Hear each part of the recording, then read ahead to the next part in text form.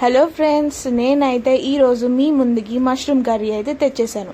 మీరు కూడా ఈ వీడియో స్కిప్ చేయకుండా ఎండ్ వరకు అయితే చూసేయండి. సో మనమైతే వీడియోలోకి ఎంటర్ అయిపోదాం. సో నేనైతే ఒక ప్యాకెట్ మష్రూమ్ అయితే తీసుకున్నాను. వీటిని బటన్ మష్రూమ్స్ అని అయితే అంటారు. నాకు అరౌండ్ 40 రూపీస్ కాస్ట్ అయితే పడింది. చూసారు కదండి, ఇలా అయితే ఒక గిన్నె తీసుకొని ఆ బటన్ మష్రూమ్స్ అన్నీ వేసేసుకుంటున్నాను. ఇలా అయితే వేసేసుకున్న తర్వాత ఇలా ఒకసారి అయితే కడుక్కుందాము. చూపించిన విధంగా ఇలా మంచిగా రుద్దుతా. ఇలా కడిగేసుకున్న తర్వాత దీంట్లో కొద్దిగా మైదా పిండి అయితే వేసేసుకొని ఇలా చూపించిన విధంగా మష్రూమ్కి అయితే ఇలా రుద్దుదాం. దీనివల్ల ఏమవుతుందంటే దాని మీద ఉన్న డస్ట్ కానీ మట్టి కానీ అంతా పోయి శుభ్రంగా అయితే ఉంటుంది మనకి మష్రూమ్స్. సో నేనైతే ఇలా రుద్దుకున్న తర్వాత 2 సార్లు అయితే ఇలా నీళ్లు పోసుకొని అయితే కడుక్కుంటున్నాను. చూసారు కదండి ఎంత శుభ్రంగా ఉన్నాయో. సో నేనైతే ఇప్పుడు మష్రూమ్స్ని అయితే చాప్ చేసేసుకుంటున్నాను.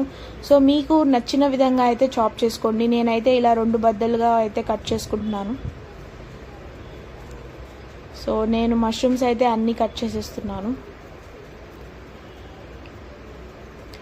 సో మష్రూమ్ కట్టింగ్స్ అయితే రెడీ అయిపోయింది మనకి. సో ఈలోపు నేనైతే ఒక బాండీ పెట్టుకుంటున్నాను. దీంట్లో కొద్దిగా ఆయిల్ వేసుకుంటున్నాను. మనకి ఆయిల్ వేడెక్కగానే దీంట్లో కొద్దిగా జీరా, అలాగే కొద్దిగా పచ్చిమిర్చి, ఆనియన్ ఇలా అయితే వేసేసుకొని మనమైతే ఫ్రై అయితే చేసేసుకుందాము. 2 నుంచి 3 నిమిషాల పాటు ఫ్రై అయితే చేసుకుందాము. ఇలా ఫ్రై చేసుకున్న తర్వాత నేనైతే కొద్దిగా పసుపు వేసుకుంటున్నాను. అలాగే 1 స్పూను అల్లం వెల్లుల్లి పేస్ట్ ఇలా అయితే వేసుకొని 1 నిమిషం పాటు అయితే ఫ్రై చేసుకుందాం. ఫ్రై అయితే అయిపోయినాయి మనకి ఆనియన్స్. దీంట్లో నేనైతే ఒక 2 రెమ్మలు కరివేపాకు వేసుకుంటున్నాను. అలాగే మనం కట్ చేసి పెట్టుకున్న మష్రూమ్ ముక్కలు కూడా వేసుకుందాము. ఇలా వేసుకున్న తర్వాత ఆ ఉల్లిపాయల మిశ్రమం అంతా మష్రూమ్ ముక్కలు పట్టేటట్టు ఇలా అయితే తిప్పుకుందాము. సో నేనైతే కలిపేశాను. చూసారు కదండి.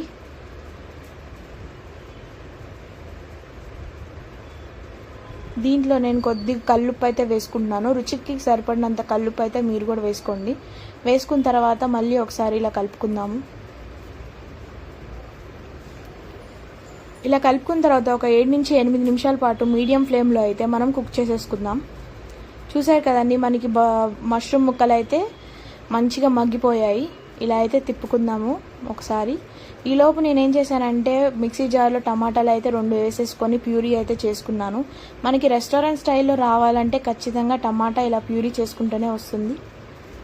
చూసారు కదండి, అప్పుడే మనకి గ్రేవీ కనబడుతుంది. దీంట్లో అయితే నేను 1 టేబుల్ స్పూను కారం వేసుకుంటున్నాను. అలాగే 1 స్పూను కొరియాండర్ పౌడర్ వేసుకుంటున్నాను. అలాగే కొద్దిగా గరం మసాలా కూడా వేసుకుంటున్నాను. ఇలా అయితే వేసుకొని ఇలా ఆ మసాలా కారం అంతా ముక్కలకి పట్టుకునేటట్టయితే ఇలా కలిపేద్దాం. చూసారు కదండి.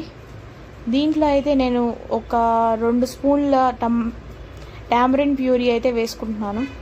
ఇలా వేసుకొని ఇలా అయితే ఆ ప్యూరీ అంతా ముక్కలకి పట్టేటట్టు అయితే ఇలా కలుపుకుందాము.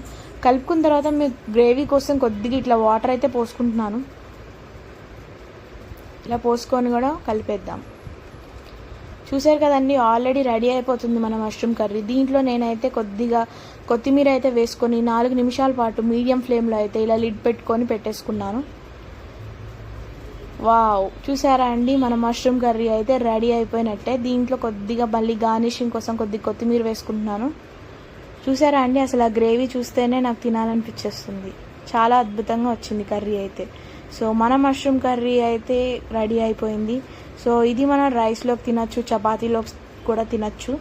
సో నేనైతే ఈ లోపు అయితే చపాతీ అయితే చేసేసాను. మష్రూమ్ కర్రీ అయితే ఇలా సర్వ్ చేసేసి అలా చపాతీ పెట్టేసుకొని తింటే మాత్రం కిరాక్ ఉంటుందండి.